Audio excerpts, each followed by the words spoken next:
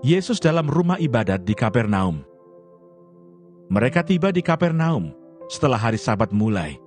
Yesus segera masuk ke dalam rumah ibadat dan mengajar. Mereka takjub mendengar pengajarannya, sebab ia mengajar mereka sebagai orang yang berkuasa, tidak seperti ahli-ahli Taurat. Pada waktu itu di dalam rumah ibadat itu, ada seorang yang kerasukan roh jahat. Orang itu berteriak, "Apa urusanmu dengan kami, hai Yesus orang Nazaret? Engkau datang hendak membinasakan kami. Aku tahu siapa engkau, yang kudus dari Allah." Tetapi Yesus menghardiknya, katanya, "Diam, keluarlah daripadanya." Roh jahat itu menggoncang-goncang orang itu, dan sambil menjerit dengan suara nyaring, ia keluar daripadanya. Mereka semua takjub, sehingga mereka memperbincangkannya, katanya, "Apa ini? Suatu ajaran baru. Ia berkata-kata dengan kuasa. Roh-roh jahat pun diperintahnya, dan mereka taat kepadanya." Lalu tersebarlah dengan cepat kabar tentang dia ke segala penjuru di seluruh Galilea. Yesus menyembuhkan ibu mertua Petrus dan orang-orang lain. Sekeluarnya dari rumah ibadat itu, Yesus dengan Yakobus dan Yohanes pergi ke rumah Simon dan Andreas. Ibu mertua Simon terbaring karena sakit demam. Mereka segera memberitahukan keadaannya kepada Yesus. Ia pergi ke tempat perempuan itu, dan sambil memegang tangannya, ia membangunkan dia. Lalu lenyaplah demamnya. Kemudian perempuan itu melayani mereka. Menjelang malam, sesudah matahari terbenam, dibawalah kepada Yesus semua orang yang menderita sakit dan yang kerasukan setan. Maka berkerumunlah seluruh penduduk kota itu di depan pintu. Ia menyembuhkan banyak orang yang menderita bermacam-macam penyakit dan mengusir banyak setan. Ia tidak memperbolehkan setan-setan itu berbicara, sebab mereka mengenal dia. Yesus mengajar di kota-kota lain. Pagi-pagi benar, waktu hari masih gelap, ia bangun dan pergi keluar. Ia pergi ke tempat yang sunyi dan berdoa di sana. Tetapi Simon dan kawan-kawannya menyusul dia. Waktu menemukan dia, mereka berkata, "Semua orang mencari engkau." Jawabnya, "Marilah kita pergi ke tempat lain, ke kota-kota yang berdekatan, supaya di sana juga aku memberitakan Injil, karena untuk itu aku telah datang." Lalu pergilah ia ke seluruh Galilea dan memberitakan Injil dalam rumah-rumah ibadat mereka dan mengusir setan-setan. Yesus menyembuhkan seorang yang sakit kusta. Seorang yang sakit kusta datang kepada Yesus, dan sambil berlutut di hadapannya, ia memohon bantuannya, katanya, "Kalau engkau mau, engkau dapat mentahirkan aku."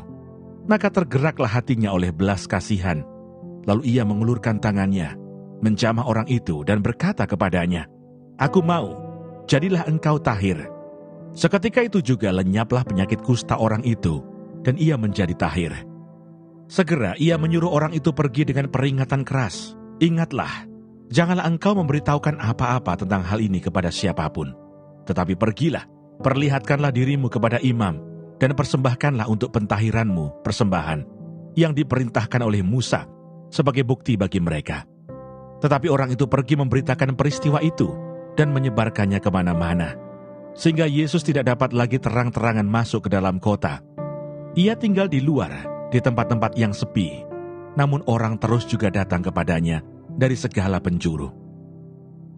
Imamat pasal 24. Minyak untuk lampu. Tuhan berfirman kepada Musa, "Perintahkanlah kepada orang Israel, supaya mereka membawa kepadamu minyak zaitun tumbuk yang tulen untuk lampu, supaya lampu dapat dipasang dan tetap menyala. Harun harus tetap mengatur lampu-lampu itu di depan tabir yang menutupi tabut hukum di dalam kemah pertemuan dari petang sampai pagi di hadapan Tuhan. Itulah suatu ketetapan untuk selama-lamanya bagimu turun-temurun. Di atas kandil dari emas murni haruslah tetap diaturnya lampu-lampu itu di hadapan Tuhan.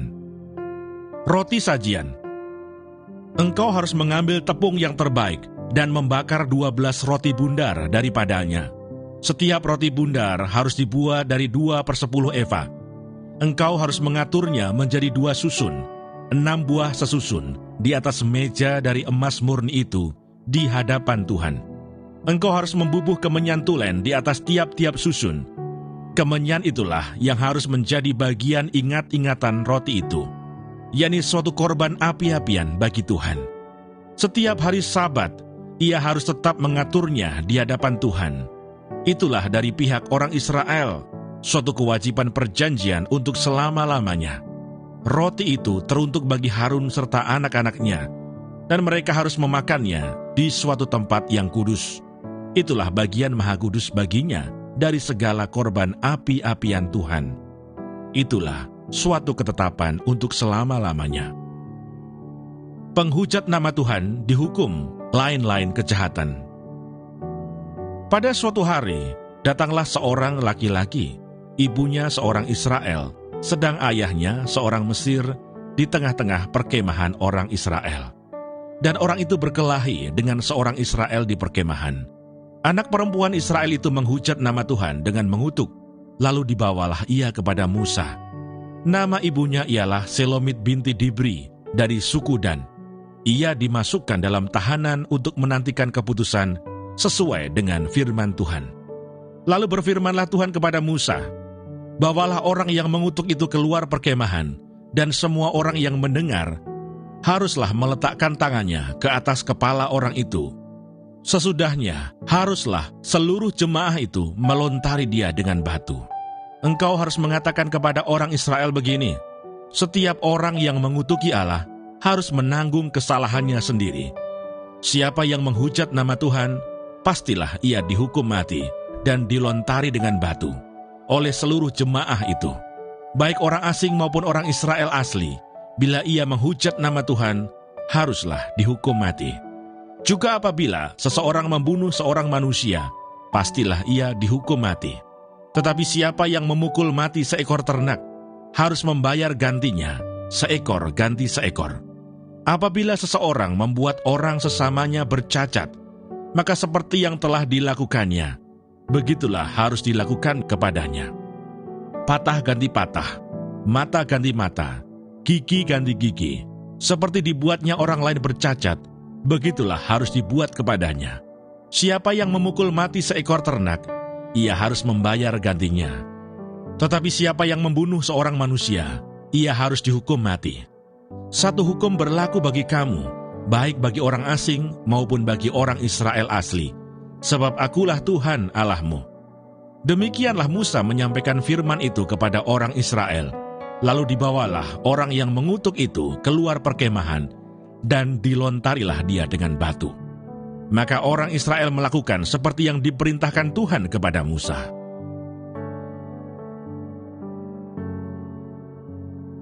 Imamat pasal 25. Tahun Sabat dan tahun Yobel. Tuhan berfirman kepada Musa di Gunung Sinai, "Berbicaralah kepada orang Israel dan katakan kepada mereka, apabila kamu telah masuk ke negeri yang akan kuberikan kepadamu, maka tanah itu harus mendapat perhentian sebagai sabat bagi Tuhan. 6 tahun lamanya engkau harus menaburi ladangmu, dan 6 tahun lamanya engkau harus merantingi kebun anggurmu dan mengumpulkan hasil tanah itu. Tetapi pada tahun yang ke-7, haruslah ada bagi tanah itu suatu sabat, masa perhentian penuh, suatu sabat bagi Tuhan. Ladangmu janganlah kau taburi, dan kebun anggurmu janganlah kau rantingi. Dan apa yang tumbuh sendiri dari penuaianmu itu, janganlah kau tuai, dan buah anggur dari pokok anggurmu yang tidak dirantingi, janganlah kau petik. Tahun itu harus menjadi tahun perhentian penuh bagi tanah itu. Hasil tanah selama sabat itu haruslah menjadi makanan bagimu, yakni bagimu sendiri, bagi budakmu laki-laki, bagi budakmu perempuan, bagi orang upahan, dan bagi orang asing di antaramu yang semuanya tinggal padamu. Juga bagi ternakmu dan bagi binatang liar yang ada di tanahmu, segala hasil tanahmu itu menjadi makanannya. Selanjutnya engkau harus menghitung 7 tahun sabat, yakni 7 kali 7 tahun, sehingga masa 7 tahun sabat itu sama dengan 49 tahun. Lalu engkau harus memperdengarkan bunyi sangkakala di mana-mana dalam bulan yang ke-7 pada tanggal 10 bulan itu. Pada hari raya pendamaian, kamu harus memperdengarkan bunyi sangkakala itu di mana-mana di seluruh negerimu. Kamu harus menguduskan tahun yang ke-50 dan memaklumkan kebebasan di negeri itu bagi segenap penduduknya. Itu harus menjadi tahun Yobel bagimu. Dan kamu harus masing-masing pulang ke tanah miliknya dan kepada kaumnya. Tahun yang ke-50 itu harus menjadi tahun Yobel bagimu. Jangan kamu menabur. Dan apa yang tumbuh sendiri dalam tahun itu, jangan kamu tuai. Dan pokok anggur yang tidak dirantingi, jangan kamu petik buahnya. Karena tahun itu adalah tahun Yobel. Haruslah itu kudus bagimu. Hasil tahun itu yang hendak kamu makan, harus diambil dari ladang. Dalam tahun Yobel itu, kamu harus masing-masing pulang ke tanah miliknya. Apabila kamu menjual sesuatu kepada sesamamu atau membeli daripadanya, janganlah kamu merugikan satu sama lain. Apabila engkau membeli dari sesamamu, haruslah menurut jumlah tahun sesudah tahun Yobel. Dan apabila ia menjual kepadamu, haruslah menurut jumlah tahun panen. Makin besar jumlah tahun itu, makin besarlah pembeliannya, dan makin kecil jumlah tahun itu, makin kecillah pembeliannya, karena jumlah panenlah yang dijualnya kepadamu. Janganlah kamu merugikan satu sama lain, tetapi engkau harus takut akan Allahmu, sebab akulah Tuhan Allahmu. Demikianlah kamu harus melakukan ketetapanku, dan tetap berpegang pada peraturanku serta melakukannya. Maka kamu akan diam di tanahmu dengan aman tentram. Tanah itu akan memberi hasilnya, dan kamu akan makan sampai kenyang, dan diam di sana dengan aman tentram. Apabila kamu bertanya, apakah yang akan kami makan dalam tahun yang ke-7 itu? Bukankah kami tidak boleh menabur dan tidak boleh mengumpulkan hasil tanah kami? Maka aku akan memerintahkan berkatku kepadamu dalam tahun yang ke-6, supaya diberinya hasil untuk 3 tahun. Dalam tahun yang ke-8, kamu akan menabur, tetapi kamu akan makan dari hasil yang lama sampai kepada tahun yang ke-9, sampai masuk hasilnya, kamu akan memakan yang lama. Penebusan tanah. Tanah jangan dijual mutlak, karena akulah pemilik tanah itu. Sedang kamu adalah orang asing dan pendatang bagiku. Di seluruh tanah milikmu, haruslah kamu memberi hak menebus tanah. Apabila saudaramu jatuh miskin, sehingga harus menjual sebagian dari miliknya, maka seorang kaumnya yang berhak menebus, yakni kaumnya yang terdekat harus datang dan menebus yang telah dijual saudaranya itu.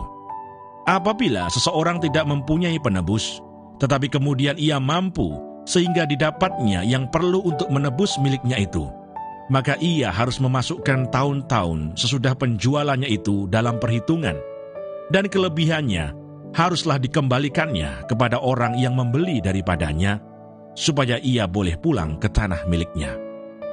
Tetapi jikalau ia tidak mampu untuk mengembalikannya kepadanya, maka yang telah dijualnya itu tetap di tangan orang yang membelinya sampai kepada tahun Yobel. Dalam tahun Yobel, tanah itu akan bebas, dan orang itu boleh pulang ke tanah miliknya. Penebusan rumah. Apabila seseorang menjual rumah tempat tinggal di suatu kota yang berpagar tembok, maka hak menebus hanya berlaku selama setahun mulai dari hasil penjualannya. Hak menebus berlaku hanya 1 tahun. Tetapi jikalau rumah itu tidak ditebus dalam jangka waktu setahun itu, rumah itu secara mutlak menjadi milik si pembeli turun-temurun.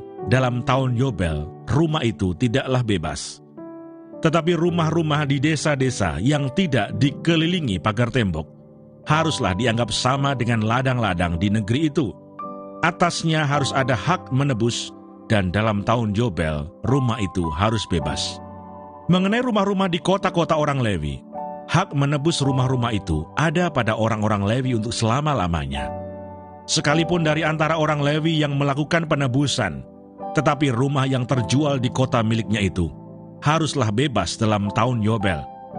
Karena segala rumah di kota-kota orang Lewi adalah milik mereka masing-masing di tengah-tengah orang Israel. Dan padang pengembalaan sekitar kota-kota mereka janganlah dijual, karena itu milik mereka untuk selama-lamanya. Perlakuan terhadap orang miskin. Apabila saudaramu jatuh miskin sehingga tidak sanggup bertahan di antaramu, maka engkau harus menyokong dia sebagai orang asing dan pendatang, supaya ia dapat hidup di antaramu. Janganlah engkau mengambil bunga uang atau riba daripadanya, melainkan engkau harus takut akan Allahmu, supaya saudaramu dapat hidup di antaramu. Janganlah engkau memberi uangmu kepadanya dengan meminta bunga, juga makananmu janganlah kau berikan dengan meminta riba. Akulah Tuhan Allahmu, yang membawa kamu keluar dari tanah Mesir, untuk memberikan kepadamu tanah Kanaan, supaya aku menjadi Allahmu. Apabila saudaramu jatuh miskin di antaramu, sehingga menyerahkan dirinya kepadamu, maka janganlah memperbudak dia. Sebagai orang upahan dan sebagai pendatang, ia harus tinggal di antaramu. Sampai kepada tahun Yobel, ia harus bekerja padamu. Kemudian ia harus diizinkan keluar daripadamu, ia bersama-sama anak-anaknya, lalu pulang kembali kepada kaumnya, dan ia boleh pulang ke tanah milik nenek moyangnya. Karena mereka itu hamba-hambaku yang kubawa keluar dari tanah Mesir, janganlah mereka itu dijual secara orang menjual budak. Janganlah engkau memerintah dia dengan kejam, melainkan engkau harus takut akan Allahmu. Tetapi budakmu laki-laki atau perempuan yang boleh kau miliki adalah dari antara bangsa-bangsa yang di sekelilingmu. Hanya dari antara merekalah kamu boleh membeli budak laki-laki dan perempuan. Juga dari antara anak-anak pendatang yang tinggal di antaramu, boleh kamu membelinya, dan dari antara kaum mereka yang tinggal di antaramu, yang dilahirkan di negerimu, orang-orang itu boleh menjadi milikmu.